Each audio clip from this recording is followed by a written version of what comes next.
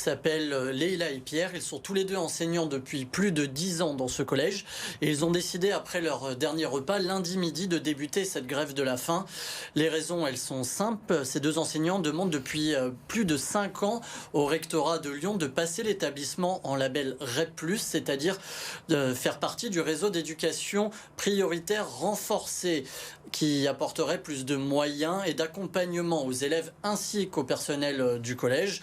Une chose qui n'est toujours pas mise en place aujourd'hui, malgré leurs nombreux appels à la mobilisation. J'ai pu discuter avec eux plus tôt dans la journée et ils me disent très clairement que ces récentes agressions sont juste le résultat de 5 ans de laisser-aller. Écoutez-les.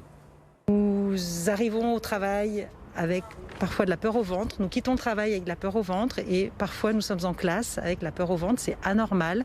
Nos élèves ne sont pas comme ça.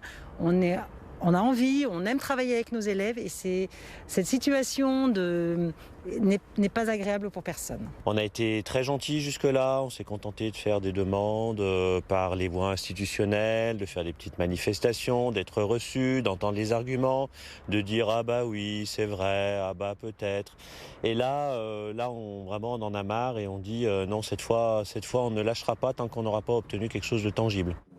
Alors ces professeurs, tant qu'ils n'auront pas obtenu des réformes suffisantes, ils envisagent de poursuivre cette grève de la faim et ils se sont installés dans un local isolé, loin des salles de classe et ont investi ces lieux en s'installant des couchages tant bien que mal. Ils vivent désormais ici, dans ce collège, 24 heures sur 24 et ont décidé de ne plus assurer leurs cours, à l'exception des conseils de classe à venir. En attendant du changement, ils ont déjà prévu un prochain rassemblement samedi matin où ils appellent les parents d'élèves, les anciens étudiants et leurs collègues à venir les soutenir dans ce combat.